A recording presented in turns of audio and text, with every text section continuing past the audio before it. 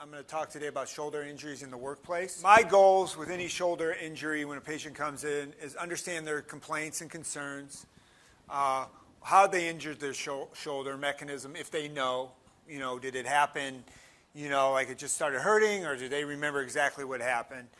Any other prior injuries, they've had problems before, they've had surgeries before. And then obviously what I find on clinical exam, that's important, it's got to match, right? If it doesn't reproduce their symptoms, maybe it's not their shoulder, maybe it's their neck. Then I will look at radiographs and MRIs, and all of that has to correlate. And if they don't, then you have to think outside. Just because a patient has a bone spur doesn't mean that has to have surgery, or a small tear. That doesn't necessarily mean, or if they have weakness in their arm but the shoulder MRI looks normal, then maybe we need to think of something else going on. And then obviously the job requirements. Do they have a desk job? Are they a laborer? Do they work overhead? Do they work overhead and do weights, or is they just filing stuff? It matters. And then are they a diabetic? Are they a smoker? Any other medical problems that could change the game plan? So shoulder injuries, they could be acute, they could be chronic, they could be acute on chronic. So if someone's had a problem or had surgeries and now they're having a new problem, it makes it a little more difficult. So shoulder injuries, just like any other injuries, aren't oranges to oranges or apples to apples. They're apples to oranges. And then we need to be a patient advocate, everybody, even the patient, all the way up. And my goal with everyone is to return them to normal activities. That means at home and at work. So I try to incorporate, whether that's a work patient, whether that's just a patient who injured their shoulder playing golf. I want to get them back, and I think if we focus on those things, overall the patient will do better. So I have a team approach, the way I think of all my patients, whether it's me, the case manager, the adjuster. I think it's very important to educate the patient from the get-go, at the time of the injury, right from the get-go, before they even come in my office. And then, we discuss the diagnosis, what I think the diagnosis is, based on my findings, what the patient said, MRI, radiographs, or what other studies we have. Talk to them about treatment options, and then discuss options. Not every rotator cuff has to be treated with surgery. And patients have choices, and you want to discuss those choices and give them the opportunity to make their decisions, because it's their body, they have to live with it. And then tell them the risk benefits of everything. And I try to treat all patients equally, as we should. And then we want to try, when we return patients, we want to do it safely in whatever they want to return to. So I think the art of work injuries, to me, is to demonstrate that the patient, the case manager, and the surgeon want the same thing. And sometimes the patient doesn't understand that, and there's a little conflict, or they worry. And we have to reassure the patient that we're all in it to get the patient back to a healthy lifestyle, which also includes work, but it also includes the other things they enjoy in life. So normal shoulder findings. These are some normal pictures. This is a normal shoulder joint, the glenohumeral joint. The labrum's here. Here's the ball. Here's the socket. That's just my probe there. That's a healthy long head of the biceps tendon. So when people have biceps tendonitis, they have a slap tear, it's going to be in this location. That's the undersurface of the rotator cuff. That's a healthy rotator cuff there. This is when you're in the subacromial space. You hear subacromial injections. That's where we're injecting it. So here's a bone up here. This is above the joint space, and this is the rotator cuff below. That looks pretty healthy to me. So here's some noted pathology. This is the ball. Here's the socket joint. This is arthritis. This is not an acute injury. Patient may have acute pain, but this is not acute pathology. This has been here for a while. You can see that it's kind of beat up. The cartilage is beat up. This up here might be a little bit healthier, but that's all beat up. That's osteoarthritis. Here's a more exposed bone. The way I think of this is like a driveway. You can have little patches of arthritis, or you can have your whole driveway you need a new driveway, essentially here. Here is healthy cartilage. Here's cartilage is completely gone here. This is a slap tear. SLAP stands for superior labrum. Here's the labrum. Anterior to posterior, and there's the biceps. So someone who has a slap tear, you may have a finding like this. A Bankart tear is when the labrum comes off the front of the glenoid. So here's the labrum. It's peeled off the front of the glenoid. So this patient may have instability in their shoulder, and we can repair that. And here is different levels of rotator cuff tear. I'm looking from the joint space, I'm looking up. This is a very small tear. This is normal, healthy, but I can see into the second level. So I'm looking up and I can see a hole here. That's a tear. That's a small tear. Here's another bigger tear right here. Here's the cuff, here's the socket, or here's the humeral head. This is an even larger tear, and this is more obvious. Here's the rotator cuff. Here's the ball, and you can kind of look up into the subacromial space. So you can imagine this patient's recovery may be longer than the other guy or female. And if they're a smoker or diabetic, that changes the risks, the benefits, the outcome, how long it takes to achieve the outcome or return to work or activities of daily living. Here's some arthritis of the collarbone. Here's the distal clavicle. Here's the acromion. And I'm just a probe there. There's no space between them. So patients have arthritis. Obviously, acromioclavicular joint arthritis is a chronic thing, but they may have an exacerbation of symptoms with that. Here's a bone spur here. Here's the rotator cuff, and you can imagine that could be hitting this with overhead activity, causing impingement, a bursitis, potentially a rotator cuff tear. So treatment. For treatment to be optimal, it must correlate with the patient's complaints, the mechanism of injury, and the clinical diagnosis. Okay? I use diagnostic studies to confirm what we already know, but I don't rely on MRI to make the decision for me. You know, patients come with an MRI and it shows a small tear in arthritis, and they're saying, well, you fix that tear, that happened. Well, now I have to backtrack, and I got to tell them that the arthritis has been there, and I think that's where their pain is from a lot of times. So you have to be cautious on using a test to make your decision making. It should confirm what you already know.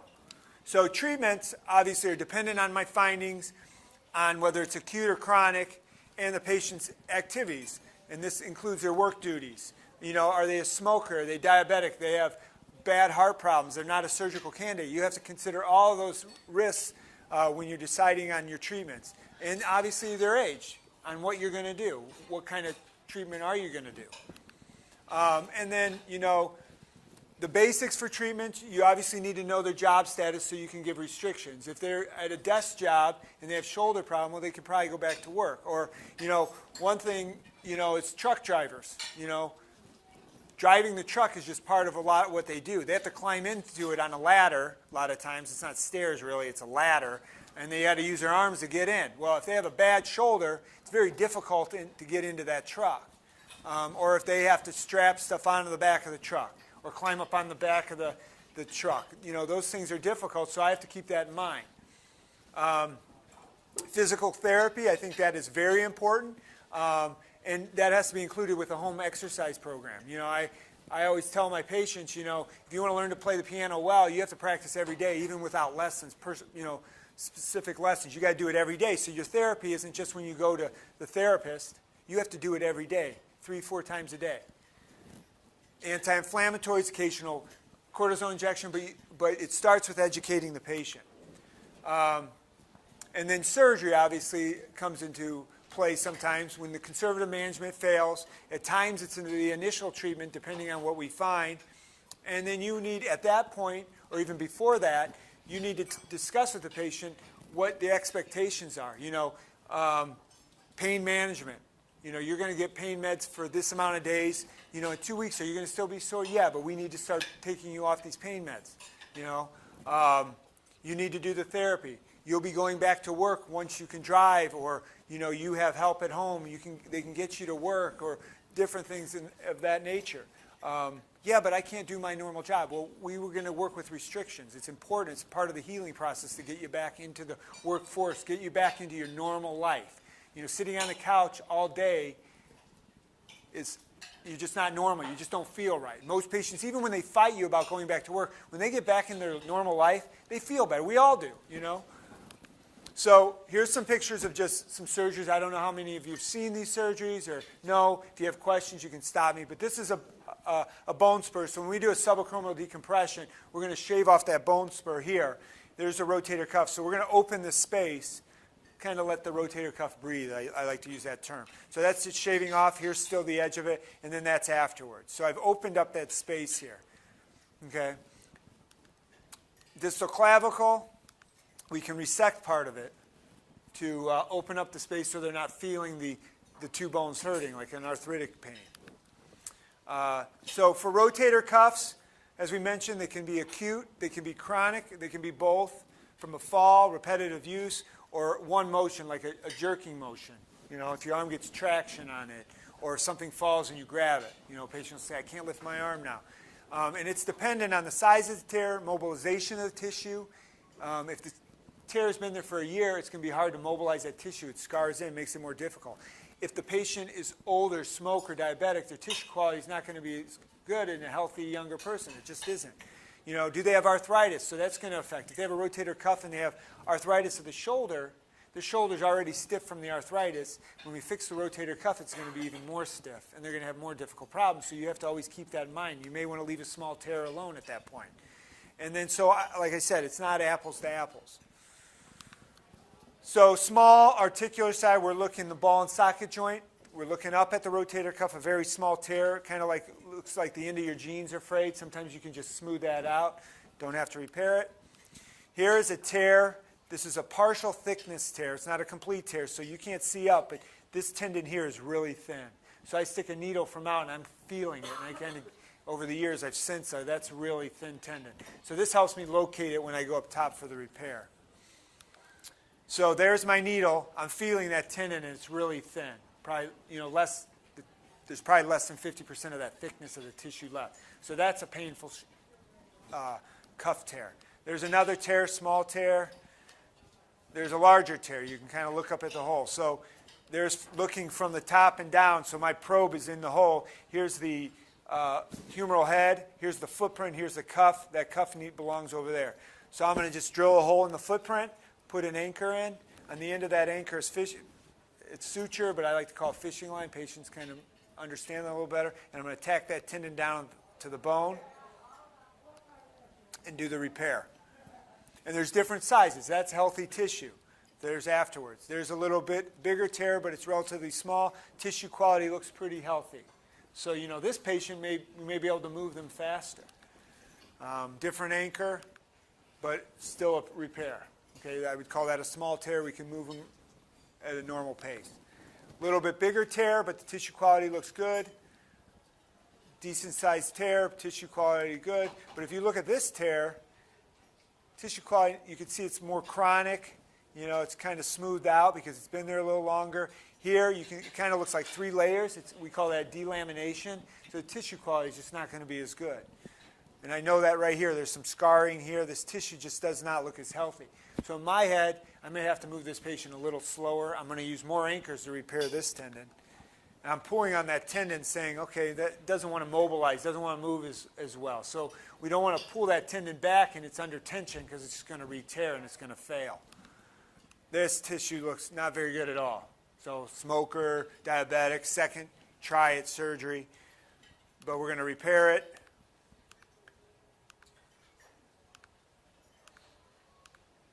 You can see I've used 3 anchors there, and there's our repair. I did a double row. So a double row is when I put right on the edge of the articular surface, and then I'm going to pull these and tie them down here to bring that cuff more to cover that footprint, to give it more seal, to spread the, what did I do here?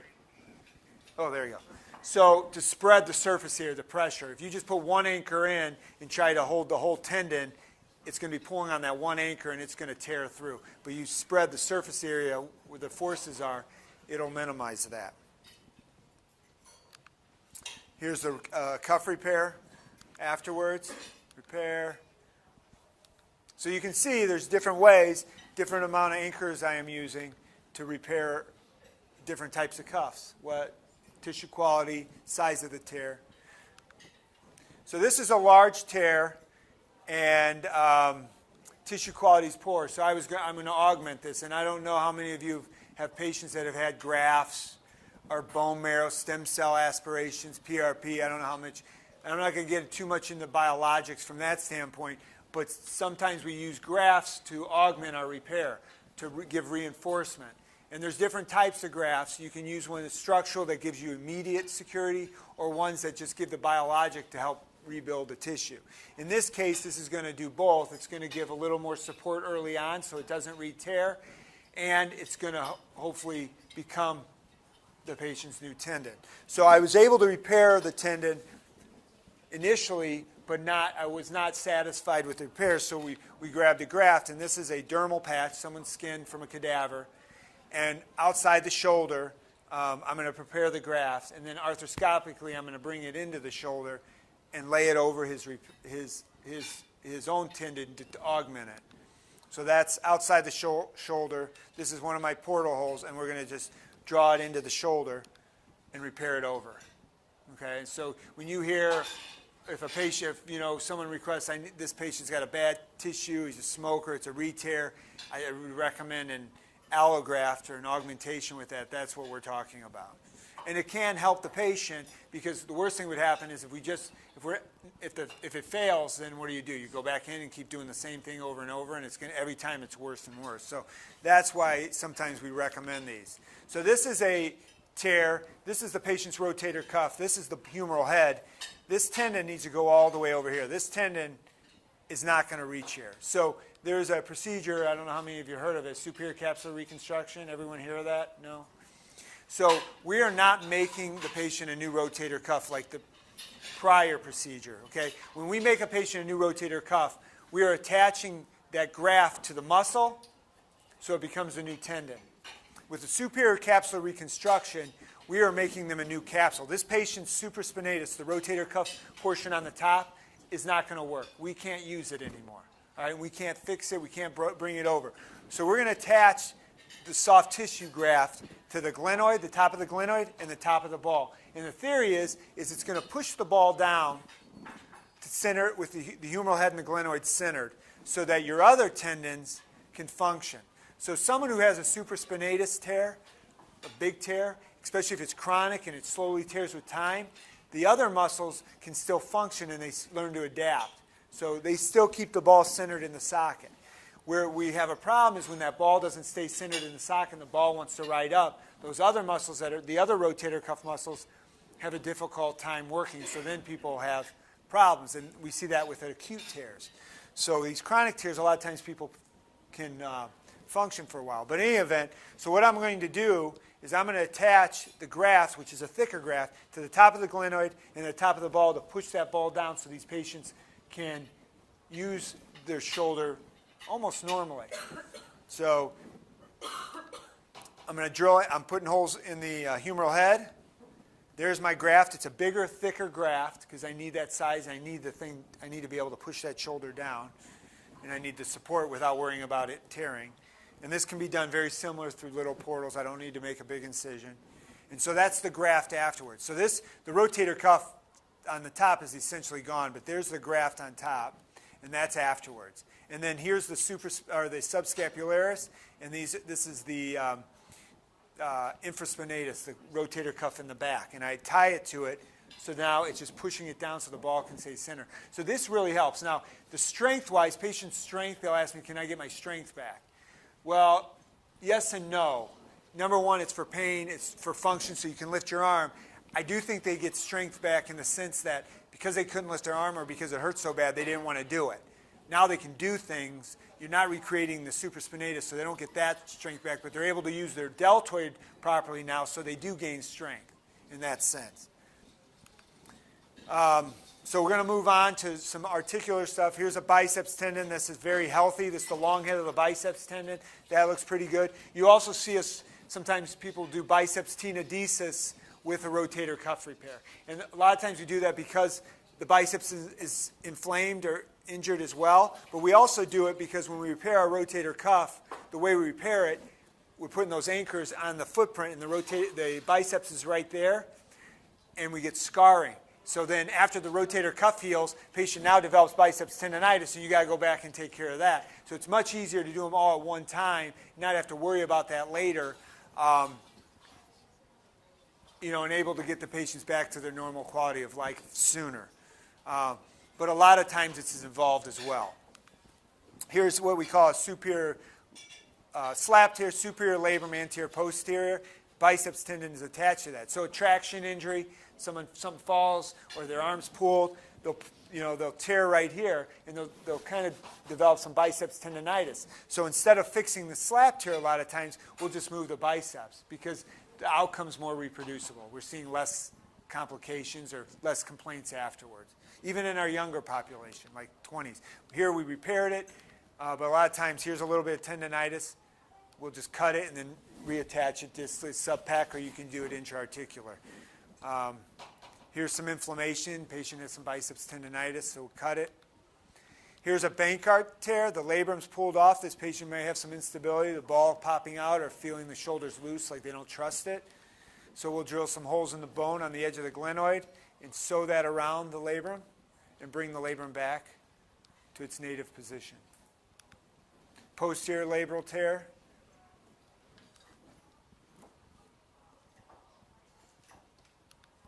And there's a repair. So why arthroscopic? It's truly minimally invasive. You can see everything. You can fix a rotator cuff open. You can fix a Bankart open, but it's very difficult to fix a posterior labral tear open. It's slap tear you can't do open. So you can see everything. So a lot of time, I'm sure you see it as well, is you get in, it's a rotator cuff tear, and then they say, well, we had to do this and this. Well, if you plan it open, you can't do the other things, or you can't see. You don't know the patient has a posterior labral tear, and you're relying only on the MRI. So arthroscopically, you can see everything. You can get better visualization. You can really look at the quality of the tendon and know what you're working with, not only from the time of surgery, but like the outcome. Patients like, how's my recovery going to be? And you can say, well, we can move you faster, we got to move you slower, you have that ability. Less injury to tissue, muscle, or skin, muscle, and bone. You're respecting the soft tissue, which is really improved. Like I said, better visualization. You can see the other pathology possibly noted, but it is a higher learning curve. So to do these grafts arthroscopically is a little more difficult than doing them open, but we can do them arthroscopically. Post-op protocol, obviously with all of these, there's going to be some type of sling, whether there's an abduction pillow. If we just do the biceps, we can use a sling for a few weeks. Decompression, a sling for comfort only. But a rotator cuff, it's going to be 6 to 8 weeks in a sling. If it's a superior capsular reconstruction, it could be longer. Cold compression helps a lot. Obviously, patients can use regular ice, but they don't. At night they won't use it. They won't get up, and then they're in pain. Ice just helps immensely. Compression devices, although the risk of blood clots from a shoulder surgery are low, they're still present, and if it's a complication, it's a big deal, and it slows a lot of things down. So it's very important. I recommend it for all my patients. Physical therapy, I start immediately because not only, that they usually see them the next day or the day after. If I operate on Wednesday, I don't want them waiting the weekend before they see someone. They're nervous. They have a million questions. I've gone over everything. My physician assistant has gone over everything. My nurse has gone over everything. Post-operatively, the nurse has gone over everything. And then they forget half I told them. I tell everyone to bring their operative pictures with them. I'll go over them with them. Less than 50% bring them. Although I tell them, everyone tells them, and it's in the paperwork they go home with. So that's it. We just got to keep reassuring them, readdressing things, and I think the therapist does a great job. Hey, you had rotator cuff. This is what you're going to expect for the next couple of days. We're not doing a lot today, but we're going to go over everything. It just reassures them, reeducates them, tells them we're on the same path. Obviously, pain management. And when I say pain management, I'm talking about me personally, giving pain meds, talking about them, about this is what we're giving you, this is how long you're going to get these things, We'll take care of your pain, but, we have to deal with the pain, Your pain's 1 or 2, you don't need certain meds for 1 or 2 or 3, As we go along, you're going to get less and less pain meds, and you'll do fine. And then, obviously, returning to work, usually, depending on what they do, if they're a mill person, and even if they have to walk through any kind of dirty area, I want the wounds to be healed before I'm having them go back to even there. So usually about 2 weeks, depending, but, if they're at a desk, they can go back sooner. So normal, this is just for the normal, return to normal work, full duty as a laborer. Subacromial decompression is probably around 12 weeks before they're full duty. Distal clavicle around there. Biceps, 4 to 5 months, depending, maybe sooner. But then I'm talking laborers. Bankart, 20 to 24 weeks. Slap repair, 4 to 5 months. And then rotator cuff average is about 6 months. Although I will tell you, and this is a different conversation with biologics, doing bone marrow aspiration, injecting it to the repair as we do that. You hear about bone marrow aspirate and all that stem cell. Definitely promising research going on right now, and it definitely shows benefit, especially in rotator cuff repairs. And the patients that I've done that on, our pain levels much lower, return to work is much faster. We're seeing it. Motion's getting back faster. Like I said, the research is early, but it's coming. Everyone knows about adhesive capsulitis, frozen shoulder. There's 3 stages traditionally. Freezing, it hurts really bad. They're in pain. They don't want to move. They need narcotics. It's miserable. They can't move, and they're losing motion. Then frozen, they're frozen. It doesn't hurt as bad, but they can't move. And then in thawing, they start gaining their motion back. That's kind of the historical path of it. I think traditionally, originally when it was written up, it was a 2-year process. That's what everyone, okay, 2-year process. And no one has 2 years. Right? Jimmy John's 5 minutes, bam.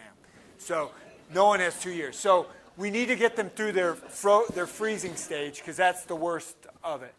So pain meds, activity modifications, intra-articular cortisone injection. And if they're making progress, we just continue that. When you get into the frozen stage, you can talk about maybe if they're not getting better, manipulating them, getting them back, doing, possibly getting them back to work sooner.